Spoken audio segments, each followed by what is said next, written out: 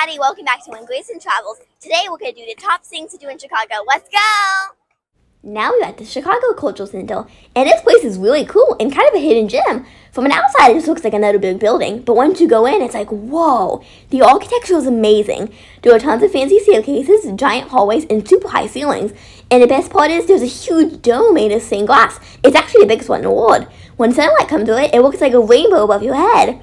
We also explored different rooms and saw art displays and sculptures.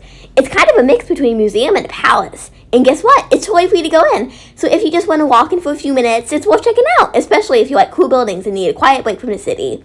It wasn't packed with people either, so you can look around and take your time. I thought it was the most surprising places we visited. Here we are at the Shedd Aquarium in Chicago, and this place is seriously awesome. The building is super old and the details are amazing. If you look closely, you'll see fish and sea creature designs carved into the walls and ceilings.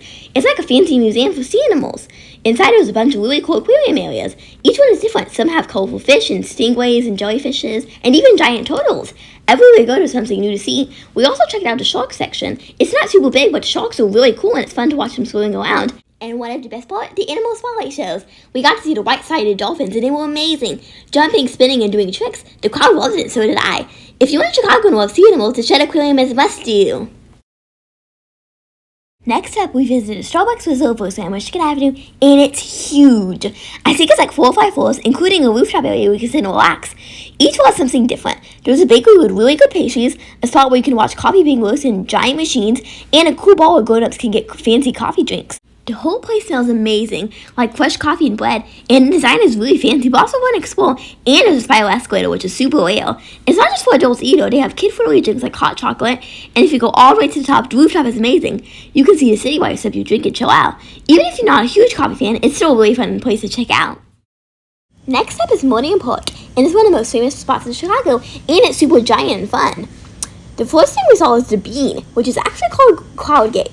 It's a giant shiny sculpture that looks like a bean, and you can see a reflection on it, even upside down. Everyone was taking pictures and I got to walk underneath it, which was really cool.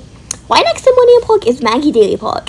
It has one of the best playgrounds I've ever been to. It's huge! There's towers to climb, long twisty slides, rubber bridges, and even a pirate ship looking area. There's something for every age, so you can just run around and play for hours. It's like a mini adventure park and right in the middle of the city.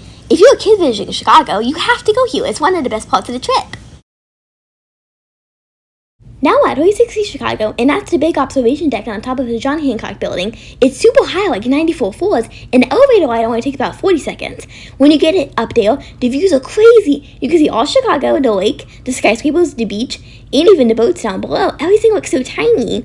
There's also this thing called tilt, where the windows actually lean you over the city. I didn't try it, but it looks super scary and super fun at the same time. The windows go all the way around so you can walk around and see in every direction. It's a great place to take pictures or just stare at the view for a while. It kind of makes you feel like you're on top of the world. One of the coolest things we did in Chicago was the architecture river tour. It was awesome. We got to ride on a boat right through the middle of the city on the Chicago River. There were tons of huge buildings around us, and the guide told us fun facts and stories about them, like who built them, how old they are, and why they were special. Some buildings were super tall and shiny, and others were older with fancy designs and carvings. We sat in the front row on the bottom deck, and honestly, I think that's one of the best spots. It's shady, which is nice on a hot day, and you can still see everything. The buildings, the river, and all the bridges we passed under. I really like how we were close to the water and how the boat went under so many bridges, and it felt like an adventure. The guide made it fun too, not boring at all. If you love cities, boats, or cool buildings, this is something you have to try. It's one of the favorite things we did in Chicago. I would definitely do it again. One of the best parts of the trip was going to the Lincoln Park Zoo. First of all, it's totally free. You don't even need a ticket to go in, which is awesome. The zoo is pretty big, and there are so many animals. We saw lions, gorillas, penguins, zebras, and even a polar bear. Some of the animals were really active, which made it even more fun to watch. One of my favorite parts was the lion house. You can get super close to the glass, and if you're lucky, the lion might be walking right next to you. We saw monkeys swinging on and playing, which was really funny.